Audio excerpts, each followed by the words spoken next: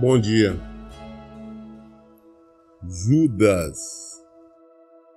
Judas é o único capítulo. Na carta de Judas, capítulo. Judas é o penúltimo livro da Bíblia. É anterior somente a Apocalipse. Versículo 1. Judas, servo de Jesus Cristo, irmão de Tiago, aos que foram convocados, amados por Deus, o Pai, e preservado na fé em Jesus Cristo. Misericórdia, paz e amor vos sejam multiplicados. Judas não era um nome muito comum naquela época, ali em Israel. Jesus tinha 2 Judas como discípulos, né? Um deles foi o traidor Judas Iscariotes, e tinha também um outro Judas. Esse Judas aqui era meio-irmão de Jesus, porque esse Judas era filho de José e Maria. E como ele inicia, como a maioria dos apóstolos iniciam as cartas, ele se inicia aqui dizendo quem ele é, que ele é servo de Jesus Cristo. Nós vemos a humildade destes homens de Deus que eles se iniciam geralmente dizendo, nós somos servos. Aqui quem está escrevendo é um servo de Jesus Cristo. Hoje as pessoas preferem se identificar como bispo não sei das quantas, apóstolo não sei das quantas, senhor fulano, doutor fulano, conferencista fulano, né? E outras coisas mais que acontecem agora nesse meio denominado eclesiástico. Mas os homens de Deus se apresentam como servo. Agora, no nosso mundo atual, tem gente se apresentando como culto, né? Os cultos aí estão dizendo que estão pregando o evangelho. Mas se nós buscarmos o fundamento dos ensinos dos cultos, nós sabemos que eles inicialmente aprendem, eles sabem que eles têm que conseguir, quando eles vão ali, estão em um altar, num povo qualquer, que eles estão preparados e vão ali para atrair a maior parte da atenção sobre eles e saírem dali sabendo que as pessoas gostaram dele. Tem que fazer as pessoas gostarem dele. E os servos do Senhor nós fazemos ao contrário. Nós queremos que as pessoas cada vez mais gostem do Senhor, amem o Senhor e não a nós. Então ele fala que ele é servo de Jesus Cristo e irmão do Tiago. Que Tiago, que era irmão dele, meio irmão de Jesus, tanto Judas quanto Tiago vieram se converter só depois da morte e da ressurreição de Jesus Cristo. E inclusive Paulo fala sobre isso lá em 1 Coríntios 15, né, que até quando o Senhor apareceu para ele, por isso que ele era apóstolo. Penúltimo apareceu para o Tiago e depois por último para Paulo. Por isso que Paulo era apóstolo, né? Porque Jesus apareceu e chamou. Apóstolo aqui, só que Jesus apareceu. Quem viu Jesus? Paulo não fala, parece ter fora de época, fora de situação, porque não foi junto com os outros. Mas pode ver que Judas não se identifica como apóstolo. Tiago era apóstolo que Jesus apareceu para ele. E para Paulo também. Então esses realmente são apóstolos. Agora o resto não. como hoje tem muitos aí se auto-intitulando como apóstolo, sou apóstolo. Não existe isso mais. E que aos que foram convocados. Então essa carta que ele está escrevendo é para quem? Para as pessoas que foram convocados, amados por Deus o Pai, preservados na fé em Jesus Cristo. Ou seja, aqueles que foram chamados, aqueles que se preservam em Cristo. Ou seja, não é uma carta que ele está mandando, a carta não é para o mundo, não, é para a igreja dele. As pessoas que se converteram, as pessoas que procuram se preservar em Cristo Jesus. Nós procuramos nos preservar nele, procuramos viver no Evangelho. Então essa carta é para nós. Né? Preservado na fé em Jesus Cristo. Aí o cumprimento dele, misericórdia, paz e amor, vocês sejam multiplicados, que é o desejo dele. Agora o versículo 3, ele falando, olha, amados, enquanto me preparava com grande expectativa para vos escrever acerca da salvação que compartilhamos, senti que era necessário, antes de tudo, encorajar-vos a batalhar dedicadamente pela fé, confiada aos santos de uma vez por todas. Foi quando eu estava me preparando para me escrever para essa carta para vocês, né? Eu estava numa expectativa muito grande de escrever essa carta para falar sobre a salvação. Mas antes disso, eu senti que é necessário nós falarmos sobre o fortalecimento na fé, sobre preservarmos na fé, perseverarmos na fé. Porque não basta, às vezes nós somos convertidos ao Senhor, mas diante das lutas, diante das dificuldades, diante das tribulações, diante das perseguições, diante das piadas e tudo mais, nós nos enfraquecemos. Ou então por nós desejarmos, precisarmos de alguma coisa e não conseguirmos, demorar para acontecer, nós começamos a desanimar. A nossa fé começa a minar, começa a enfraquecer. Então nós temos que nos atentar para isso. Não, nós temos que cada vez mais, independente de qualquer situação, sempre manter acesa a nossa fé. Sempre fortalecer a nossa fé. Não desanimarmos. Vem situações para nos desanimar, vem situação para nos entristecer, vem situação todo tipo, mas nós temos que perseverar. Pastor, eu tenho fé, mas só que tem muito tempo que eu estou lutando por isso ou por aquilo. Eu estou lutando por uma cura na minha família. Eu estou lutando por a libertação do marido, da esposa, de um filho que está na bebida, está nas drogas, está em qualquer coisa. Eu estou lutando e não consigo, eu estou desanimando. Minha fé, não importa o tempo, vamos perseverar na fé. Nós temos que perseverar, crer no Senhor. A palavra dele se cumpre. A palavra do Senhor se cumpre. Perseveramos em viver em conformidade com a palavra dele. Caso contrário, nós não vamos alcançar a fé, nós não vamos conseguir a salvação. Se não batalharmos de maneira honesta, correta, com certeza nós batalhamos em vão.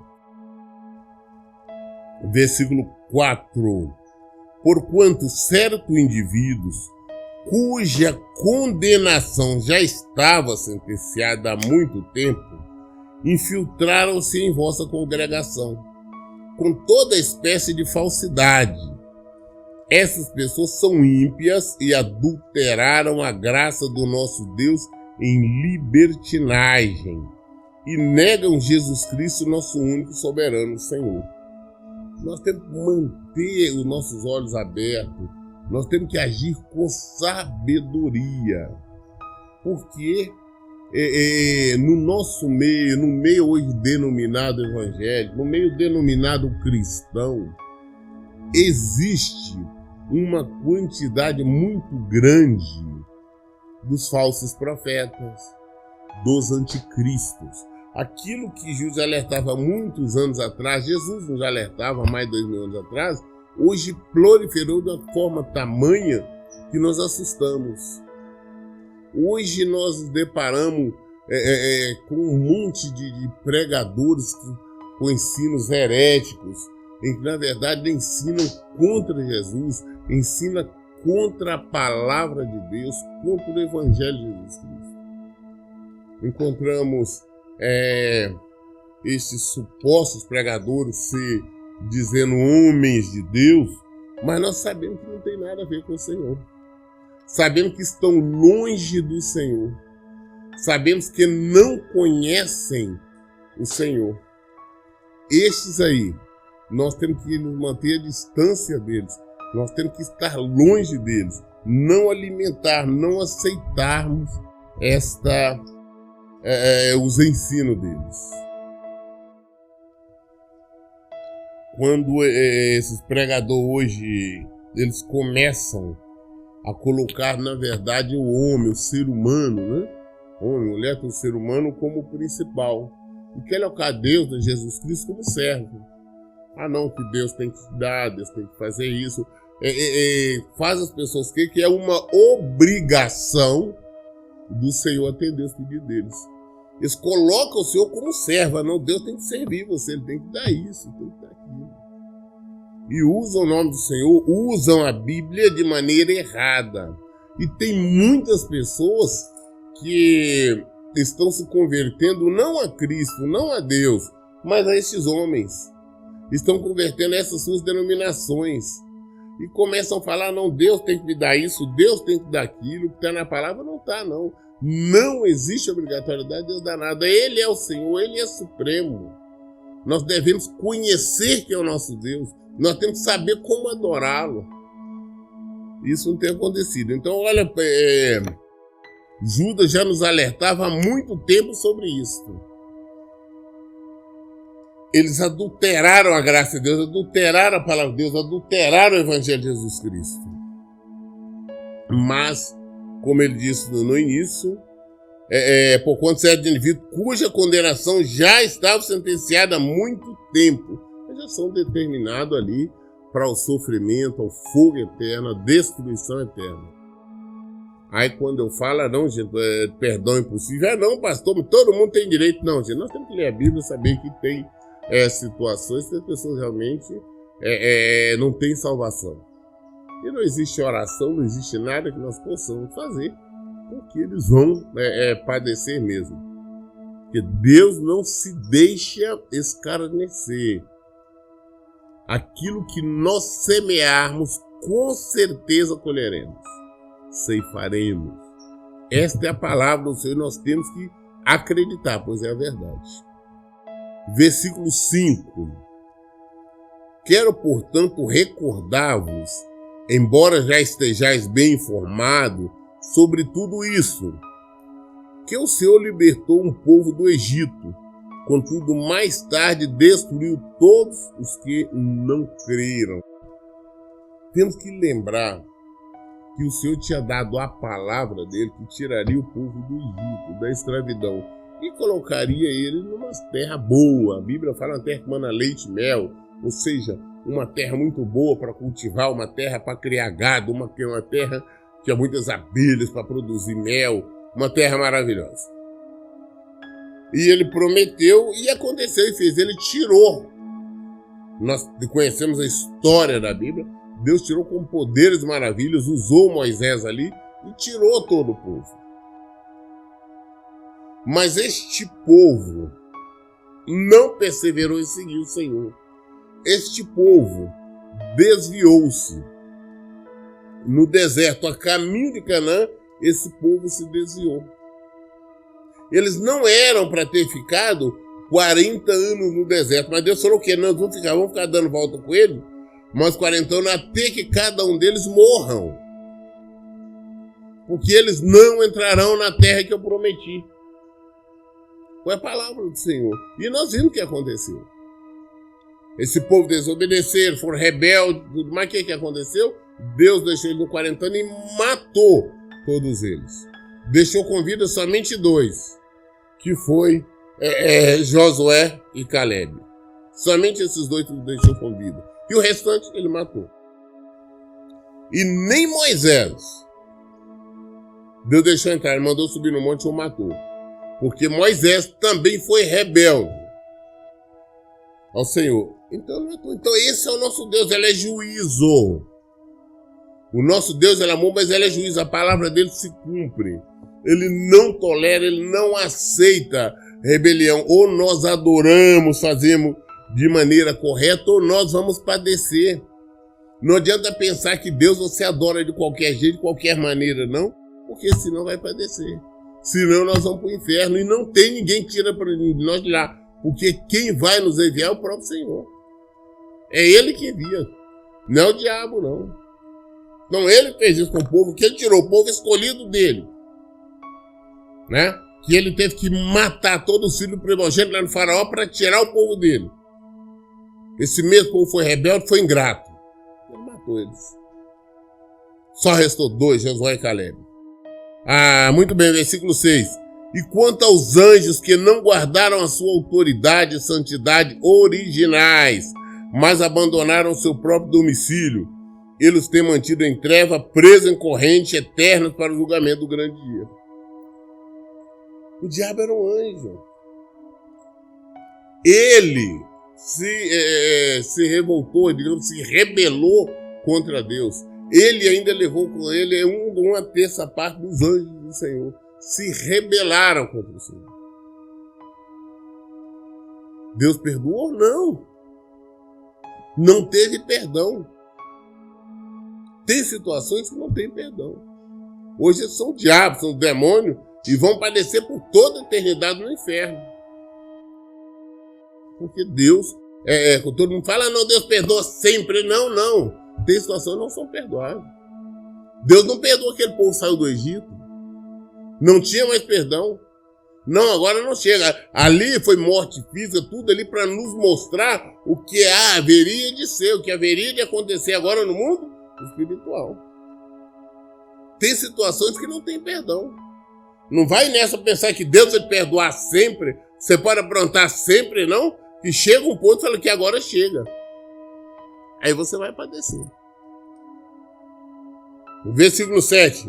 De maneira semelhante a estes, Sodoma e Gomorra e as cidades circunvizinhas entregaram-se à imoralidade e a todo tipo de depravação sexual, estando sob o castigo do fogo eterno. Essa cidade não serve de exemplo. Sodoma e Gomorra, também nós conhecemos a história, está na Bíblia. Pessoas essas que moravam ali, que eram uma região próspera, né, financeiramente, eles se entregaram aos prazeres mundanos. Eles se entregaram a todo tipo de pecado. E predominava o homossexualismo ali naquela região. Prova tal que, inclusive, quando Deus enviou os anjos dele para tirar Ló e os seus familiares dali, a sua filha e esposa, quando os habitantes de Sodoma ficaram sabendo disso, tentaram queriam manter relações sexuais com os anjos. Vocês queriam cometer um estupro. Tá? E, infelizmente acontecia isso. Só que mexeram com as pessoas erradas, mexeram com os anjos do Senhor. Eles acabaram ficando cegos. E foram todos destruídos. Mas o que eu quero dizer é isso. São 2 cidades e todas as outras cidades circunvizinhas ali na região foram destruídas por Deus. Deus matou. Não foi o diabo, não, foi Deus. Matou todos eles. Entenda uma coisa. Ali não tinha só homens, também não tinha só mulheres, mas tinha homens, tinha mulheres. Ali tinha criança, tinha bebê recém-nascido, tinha velhos, tinha idosos. Todo mundo. Foi todo mundo. Deus destruiu completamente. Por causa da desobediência. Por causa da rebeldia. Pagaram. Então não adianta nós pensarmos que nós podemos viver no erro, que Deus sempre vai nos perdoar, que não vai. As pessoas estão vivendo no engano. Estão acreditando em mentiras. Tem uma série de pregadores mentirosos, uns falsos, uns hipócritas aí, que vivem comercializando, fazendo das pessoas comércio, fazendo das pessoas negócio. Esses vão prestar conta. Então, já sabe, todo mundo fala, não, mas se Deus um dia pode perdoar, não. Eles já estão sentenciados. Só falta o momento certo. E tem muita gente aí que estão enganados, estão sentenciados. Aí agora, por exemplo, nós estamos vivendo nessa situação, né? Dessa pandemia, desse Covid-19 aí, tal corona. As pessoas ficam falando, não, temos que orar. Infelizmente, está acontecendo que é Deus que enviou. Não é o diabo que está enviando isso, não é Deus que está enviando, sim. Mas por que Deus deveria permitir? Por causa do pecado. Por causa do pecado, da rebeldia. Infelizmente, nós não temos cristãos honestos suficientes para realmente influenciar a humanidade. Ao contrário, estão sendo influenciados. Hoje, cada momento, você fica sabendo de comportamentos estranhos de supostos irmãos, supostos pastores, cantores, cantoras. Aí você vê completamente, totalmente absurdo, o contrário do Evangelho de Jesus Cristo. Então a destruição vem. Por que Deus está enviando? Por causa do pecado. Por causa das nossas rebeldias. Aí agora tem um negócio, nós vamos todo mundo orar. Mas primeiro se arrependam. Se arrependam. Mas por que não se arrependem? Porque não são convertidos, eles não têm compromisso com Deus, jamais vão ter.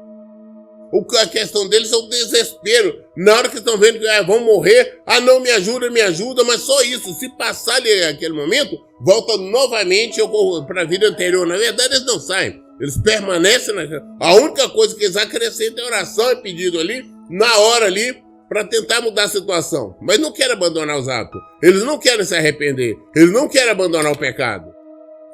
Castigo vem. Então já são destinados à morte. No versículo 8.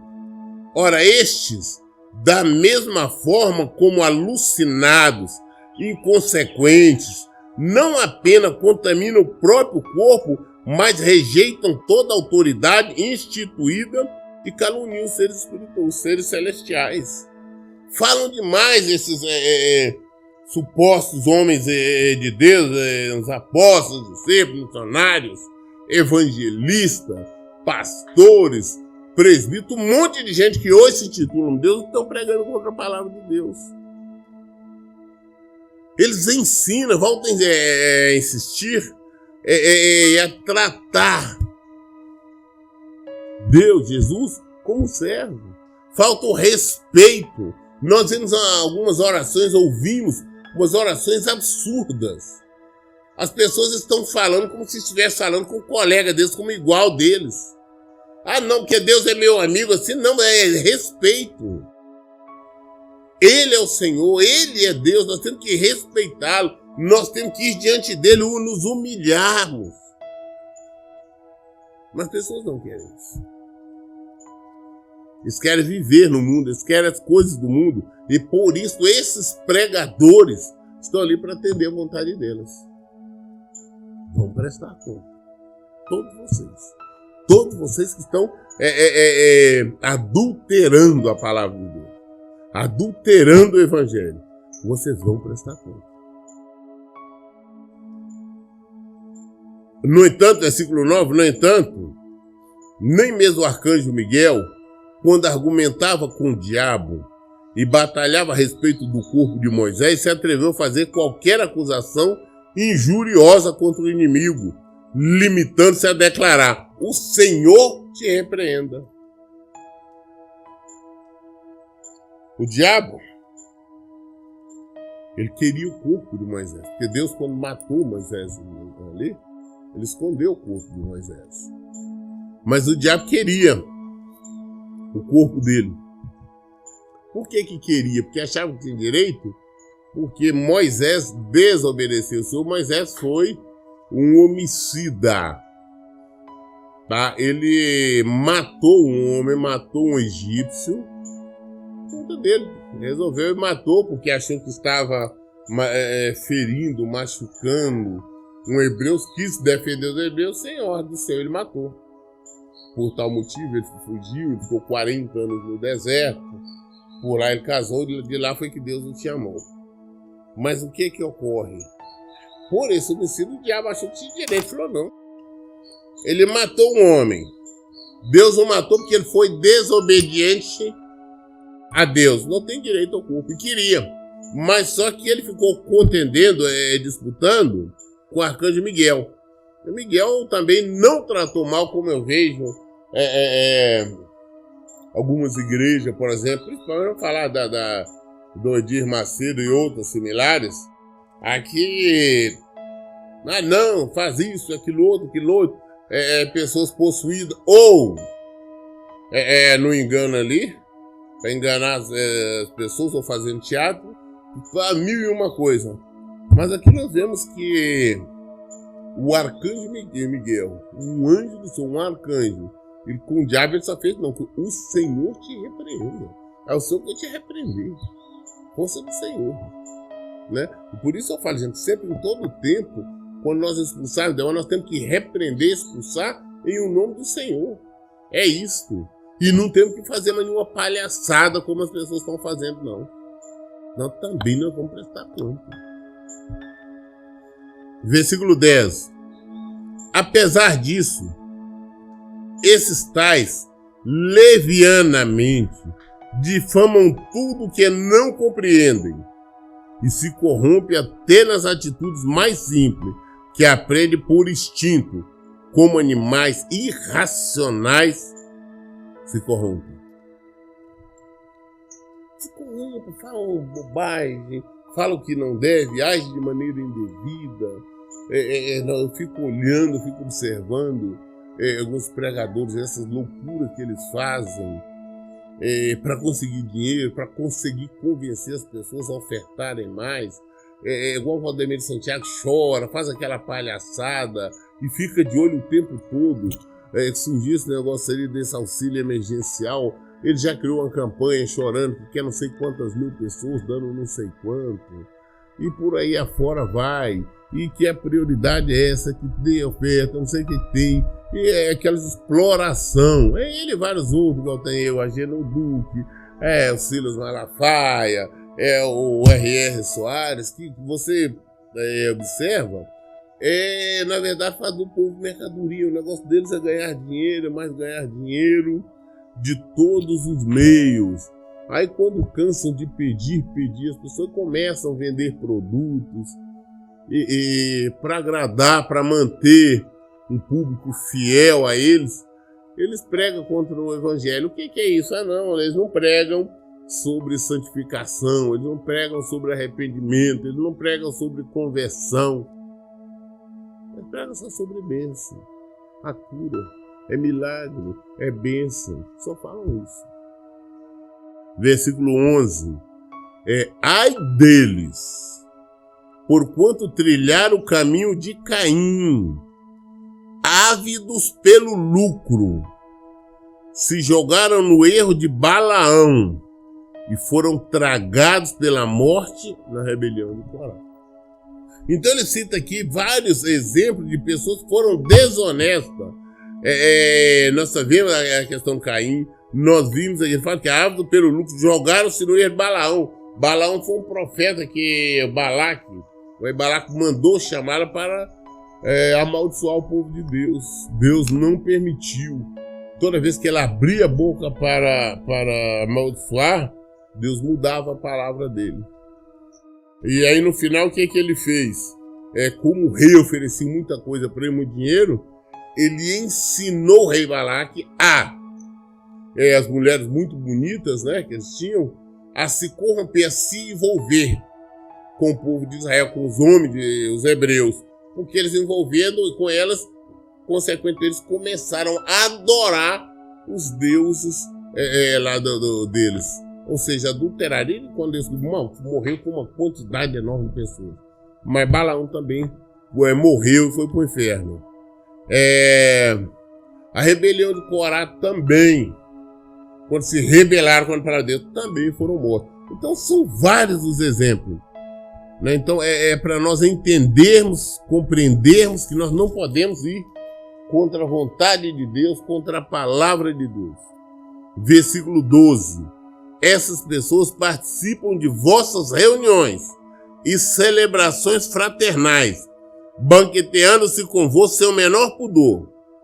Agem como pastores, que a si mesmos se apacentam, vagam como nuvens sem água, impelidas pelos ventos.